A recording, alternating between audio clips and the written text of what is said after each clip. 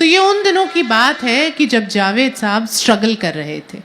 तो एक दिन वो साहिर के घर पहुंचे तो साहिर ने बड़ी नरमी से उन खुददारी को चोट ना पहुंचाने की गरज से कहा, नौजवान ड्रेसिंग टेबल पर 200 रुपये रखे हैं, रख लो, जब हो तब वापस कर देना। 200 रुपये उस जमाने में बहुत बड़ी रकम थी। 100 रुपये का नोट तुड़वाने तो लोग बैंक या पेट्रोल पंप जाते थे, मगर जावेद ने रुपए कुछ यूं रखे जैसे साहिर पे एहसान कर रहे। रख लेता हूँ, वापस नहीं करूँगा।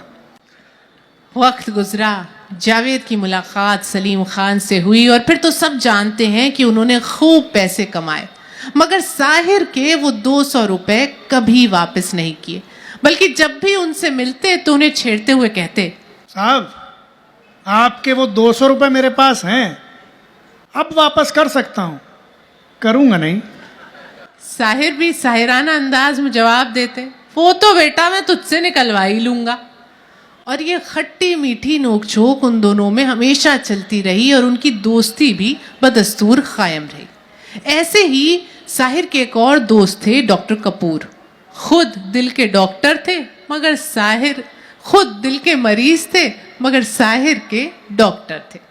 साहिर अक्सर उन्हें छेड़ते हुए कहते, क्यों भाई डॉक्टर, मैं तुझे देखने आऊं या तुझे दिखाने आऊं। 25 अक्टूबर 1980 की शाम भी यही हुआ। साहिर को खबर मिली थी कि डॉक्टर कपूर की तबीयत कुछ ठीक नहीं है। उन्होंने अपने ड्राइवर अनवर को बुलाया और फौरन डॉक्टर कपूर के घर पहुंचे। डॉक्टर कपूर का जी बहलाने की गरज से उन्होंने ताश मंगवाई और उन्हीं के बिस्तर पर बैठकर पत्ते बांटने लग गए। पत्ते बांटते बांटते डॉक्टर कपूर को ऐसा लगा जैसे साहिर का चेहरा कुछ सख्त होता जा रहा है। उन्होंने पुकारा, साहिर, साहिर, साहिर। साहिर बिस्तर पर गिर गए। डॉक्टर कपूर ने साहिर के दिल को बहाल करने की बहुत कोशिश की, मगर साहिर जा चुके थे। मरते मरते उनके आखिरी अल्फाज थे, चेहरे पर चेचक के 1000 दाग सही डॉक्टर कपूर, जिंदगी खूबसूरत है, मैं मरना नहीं चाहता। बहरहाल साहिर मर चुके थे। उनका ड्राइवर अनवर दौड़ता हुआ आया, उसने साहिर की लाश को संभाल लिया। साहिर की लाश को उनके घर लाया गया। रात हो चुकी थी। जावेद अख्तर सबसे पहले थे जो वहाँ पहुँचे थे। रात बहुत हो गई थी, कहाँ जाएं, क्या करें, किसे बुलाएं, कुछ नहीं किया जावेद अख्तर ने। साहिर की लाश के सिरहाने बैठे रहे और रोते रहे बच्चों की तरह।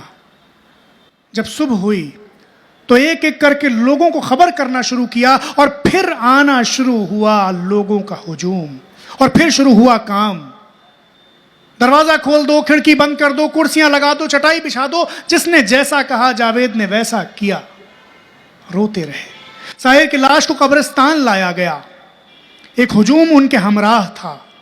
साहिर की लाश को दफनाया गया और यह हुजूम जो साहिर के जनाजे के हमराह आया था, ये वापस लौटने लगा अपने सीनों में एक खामोशी मुसल्लत किए हुए। जावेद अख्तर भी वापस लौट रहे थे चुपचाप कि तभी पीछे से वाजिदा तबस्सुम के शौहर अशफाक दौड़ते हुए आए। जावेद की पीठ को हल्के से थपथपाया और कहा, जावेद कुछ रुपए हैं? वो मैं सुबह जल्दी जल्दी में आया, बटुआ रखना भूल गया, कब्र खोदने वाले को देने हैं।